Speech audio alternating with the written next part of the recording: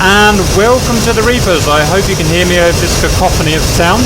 Today we're looking at the clip-wing Spitfire. So a new version of the Spitfire has been released. It's still a Mark 9, but it's known as a clip-wing version, and this is a real thing. They've taken 2 feet, or as near as damn it 2 feet, off of the wings of the Spitfire. Now, as I'm aware, it was done as a response to the improving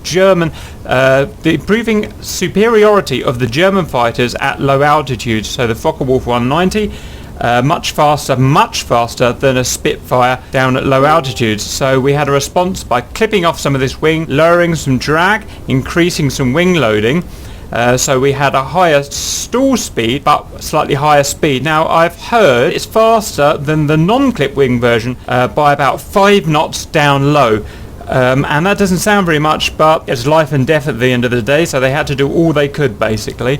Now this clip-wing version and the old version do carry bombs and fuel tanks, but we're going to do that in a separate video. First we're going to look at the comparison between the clip-wing and the normal wing version. So what we're expecting to see is an increased stall speed, an increase in roll rate because we've got less wing, we should be able to roll over quicker, and a slight increase in acceleration and speed. So those are all things we can test. Probably also a more difficult takeoff.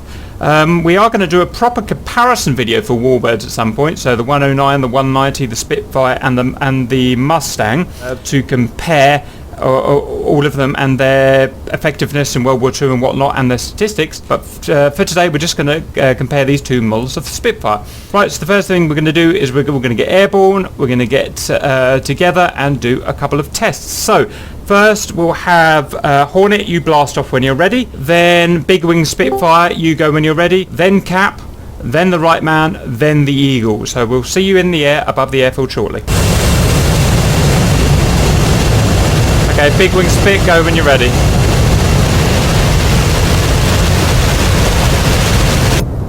Okay, gentlemen, Cap rolling. Now I'm not sure what to expect from this, so I'm going to put my usual right roll in, my usual rudder in. I'm just going to see what happens. 60 miles per hour, 80. Okay, she seems nice and stable. 100. On 20, slight pull. Oh, little wiggly. God, okay, that wasn't pretty, I'll admit, but I'm glad it just wasn't me. It was just a little bit more frisky than usual, I found it. Right, gear up, and I'm going to follow you. Right, okay, because we can't think of any empirical ways of really testing the roll accurately. What we'll do is just a mock dogfight, and we'll see if the Big Wing Spit can do ACM moves and try and lose me, basically. And from my experience, I'll get a feel for what the difference is, basically. So when you're ready, lead Big Wing Spit, can you start trying to avoid me as if I was a Messerschmitt, and I'll see how well I can keep on your tail. Okay. Here he goes.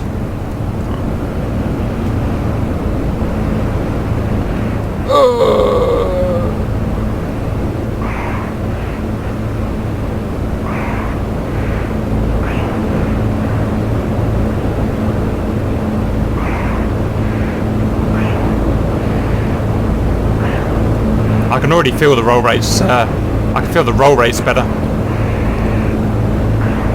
Turn rate, I'm struggling to stay with you in the turn though. So yeah, I'm stalling, trying to catch up with you. Yep, that's me stalled. So, big thing there, I can't keep up with the Big Wing Spit in the turn. I can keep up with him in the roll. I've had to give up.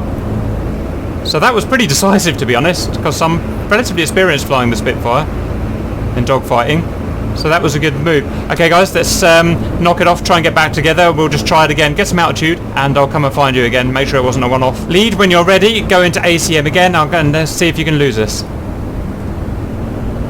Okay, here we go.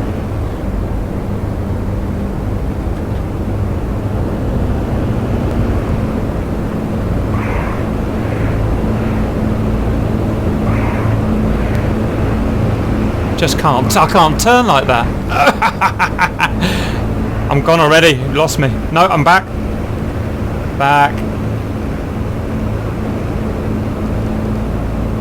The other clip wing's struggling as well, I see.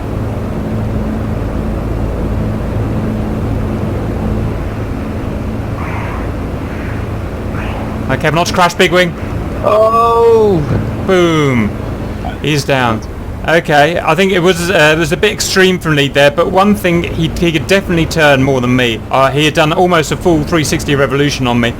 So I think the really proof of concept there that how much that wing loading makes a difference in the turn. But my roll, I'm rolling like an F-15 almost here, so that is a big difference.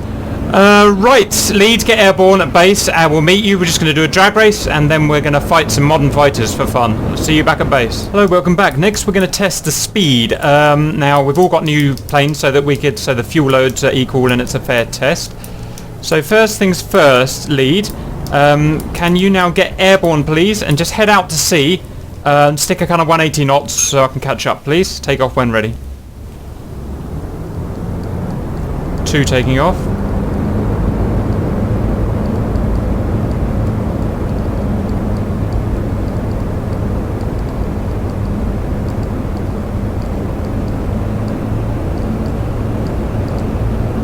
Whoopsie.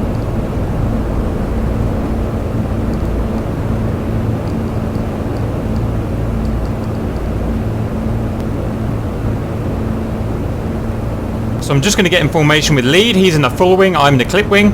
We're just going to do a race. As soon as I say, go as fast as you can, maximum RPM. I know you're going to burn the engine out, it doesn't matter, it's just a test. Everything as fast as you can and keep at the same altitude, and we'll give it a go. Are you ready? Ready? Well, I'm just matching your speed, so just hold for the second. Okay, speed is matched. The race is going 3, 2, 1, go! Full blast.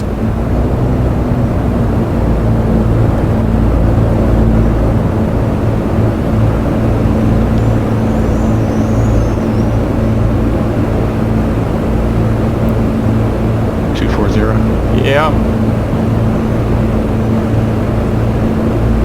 60. See how fast we can get this baby. I'm catching you. I'm definitely catching. 280.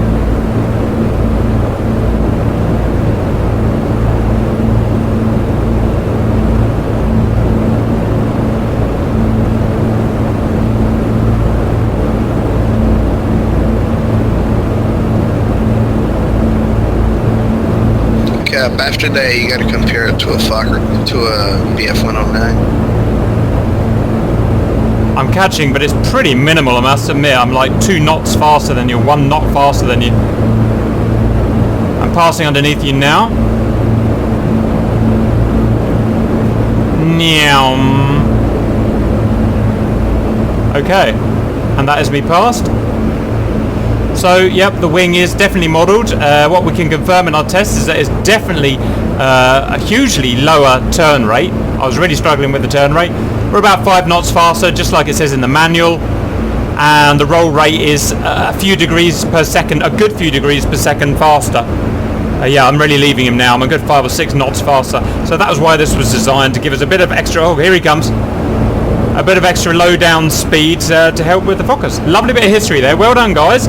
Okay, the next thing is, guys, with our clip wing Spitfire, I just want to try landings, because we've got obviously a higher stall speed. It's going to be harder to land this thing. We've got to land it faster. So Cap is going to do a quick circuit now and come in on the final and see what it's like to land. After that, we'll take out some bombs and some tanks and have a go at that. Stand by. Okay. Because of the clip wings, I think your landing speed will be a bit higher than You Roger. So yeah, I'd usually go down to 80 knots in a full wing spit. I'm going to stick over 100 in this to be extra safe. Just come in a little bit faster, keep everything super conservative, just sort of my trim out. So take note, it's a small runway, guys. It's skinny and it's less than a mile, so just be watch your conservation of energy here. Right, Cap's approaching threshold here. Gear down, flaps down, master arm off. Playing with the trim.